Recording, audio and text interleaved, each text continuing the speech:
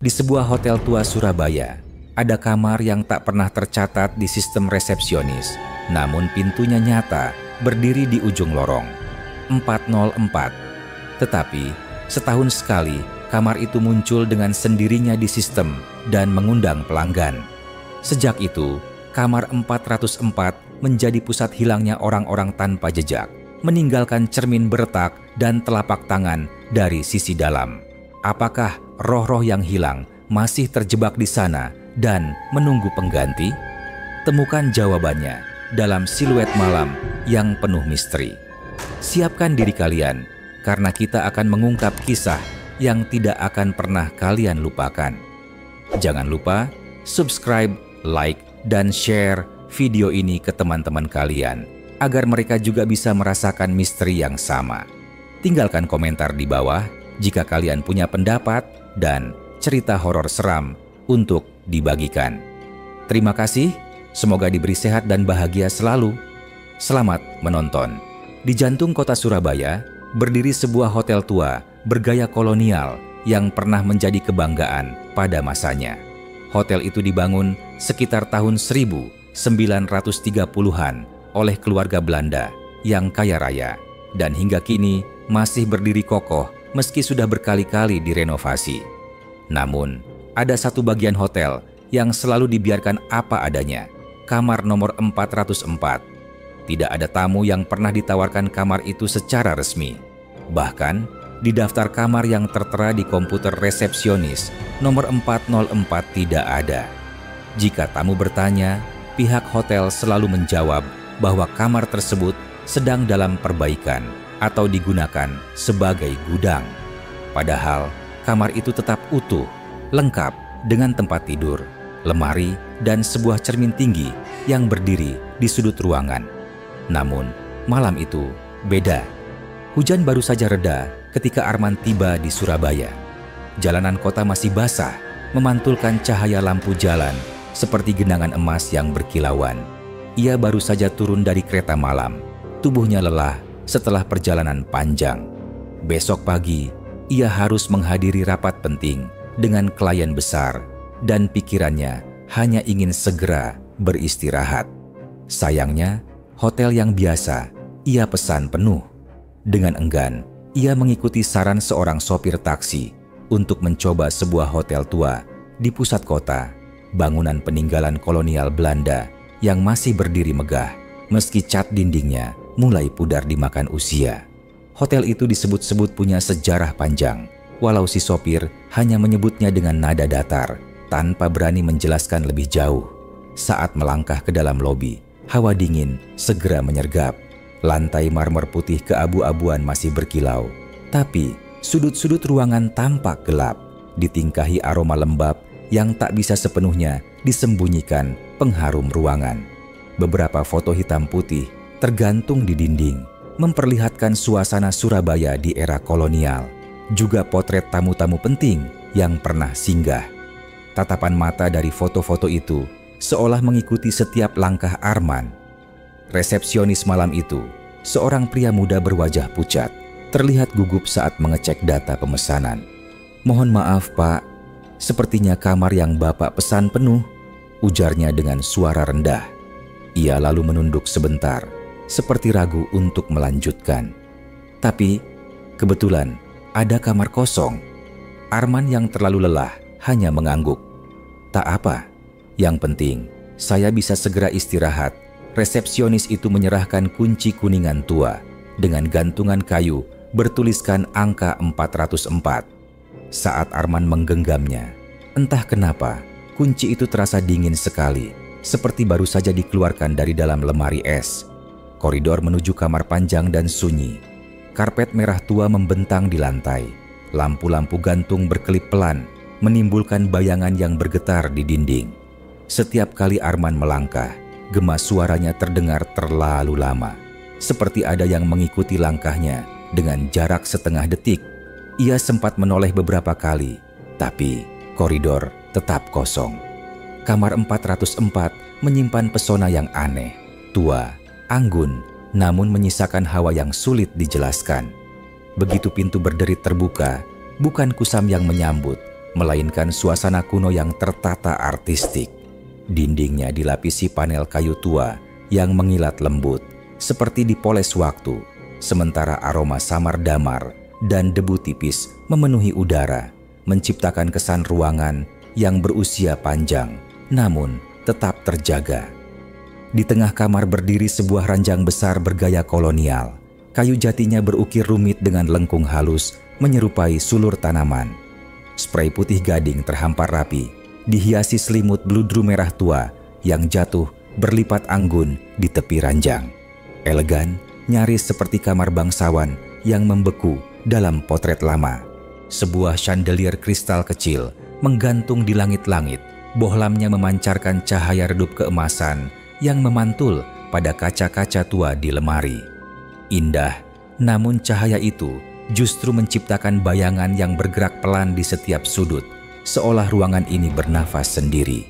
Di dekat jendela tinggi dengan tirai berat berwarna hijau lumut, angin malam merambat masuk melalui celah kecil, membawa bisikan samar yang tak jelas asalnya.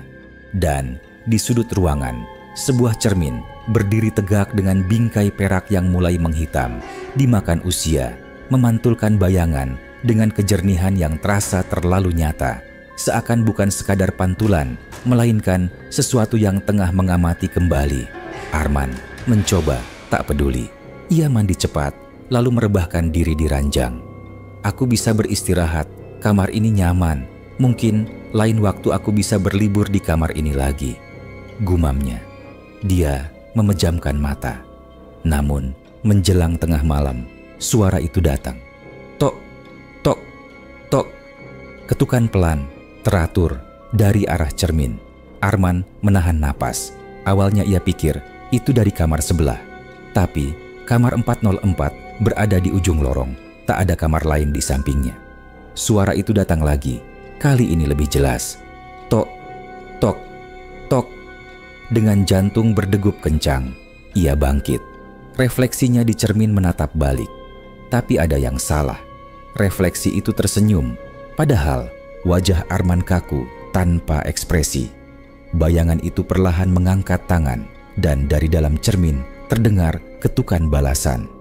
Arman tersentak mundur, mencoba berlari ke pintu.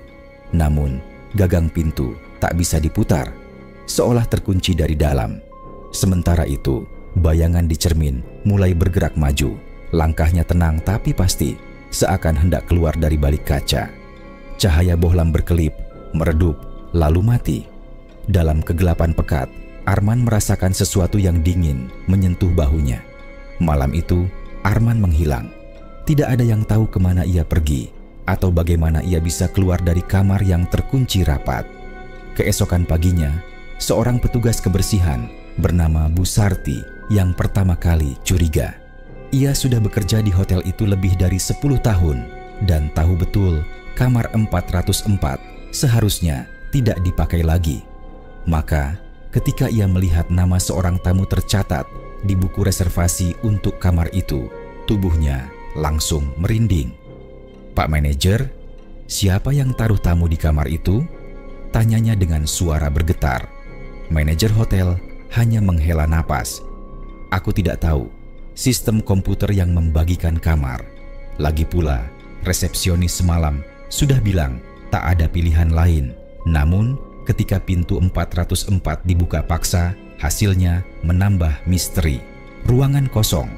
Tidak ada koper, tidak ada barang pribadi, tidak ada tanda bahwa seseorang pernah menginap semalam. Hanya cermin besar dengan retakan semakin lebar, dan di permukaannya tampak bekas telapak tangan samar-samar. Polisi dipanggil. Seorang penyidik muda, Bambang, mengambil alih kasus ini. Awalnya, ia mengira ini sekadar kasus orang hilang biasa. Mungkin tamu itu kabur membawa masalah pribadi. Tapi, setelah ia memeriksa CCTV lorong lantai 4, kecurigaannya berubah menjadi kebingungan. Dalam rekaman, terlihat jelas Arman berjalan ke arah kamar 404 pada pukul 11 malam. Ia membuka pintu, masuk, lalu rekaman berhenti di sana. Tidak ada catatan ia keluar lagi.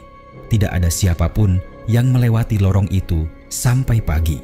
Bambang sempat menatap pintu 404 cukup lama. Dari balik pintu tertutup, ia merasa seperti mendengar suara samar. Tok, tok, tok. Bambang mencoba mencari tahu lebih banyak. Ia mendatangi arsip kota, menemukan catatan lama tentang kasus bunuh diri di hotel itu. Semakin ia baca, semakin jelas ada pola. Setiap beberapa dekade, kamar itu memanggil seseorang untuk masuk. Hotel itu dibangun pada awal 1900-an oleh seorang saudagar Belanda bernama Hendrik van Houten. Konon, kamar 404 adalah kamar pribadinya setiap kali ia berkunjung ke Surabaya. Di kamar itulah ia memasang sebuah cermin besar yang dibawa langsung dari Amsterdam. Namun, cerita gelap segera mengikuti. Istri Hendrik ditemukan tewas di depan cermin itu dengan luka di leher. Versi resmi menyebutnya bunuh diri, tetapi rumor mengatakan ia dibunuh oleh Hendrik sendiri dalam pertengkaran. Sejak malam itu, para pelayan hotel sering mendengar suara ketukan dari dalam kamar kosong. Beberapa tamu mengaku melihat bayangan perempuan bergaun putih di cermin, meski tidak ada siapapun di ruangan. Ketika Jepang menduduki Indonesia, kamar itu tetap menyimpan misterinya. Tentara Jepang yang menempatinya dikabarkan kehilangan akal sehat, berbicara sendiri di depan cermin, lalu ditemukan gantung diri. Setelah kemerdekaan, hotel tetap beroperasi, tapi kamar 404 lebih sering ditutup. Beberapa kali, manajemen mencoba membuka kembali kamar itu. Namun, setiap kali ada tamu yang menginap, kejadian aneh selalu menyusul. Ada yang menghilang, ada yang ditemukan tewas misterius, ada pula yang tiba-tiba menjadi gila. Malam itu, Bambang memutuskan untuk menyelidiki langsung. Ia membawa senter, alat perekam, dan memberanikan diri masuk ke kamar 404. Awalnya, ruangan terasa dingin dan sunyi. Ia menyalakan senter, mengarahkannya ke cermin. Permukaannya retak-retak, tapi pantulan dirinya terlihat jelas.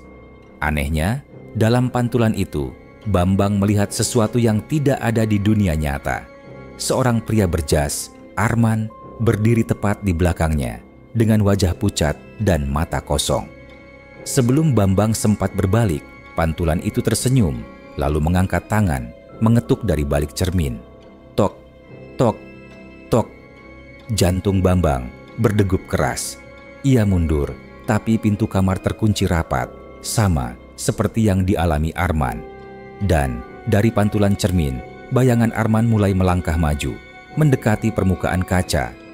Bambang berdiri terpaku di dalam kamar 404. Nafasnya memburu, jari-jarinya gemetar saat cahaya senter bergetar di dinding.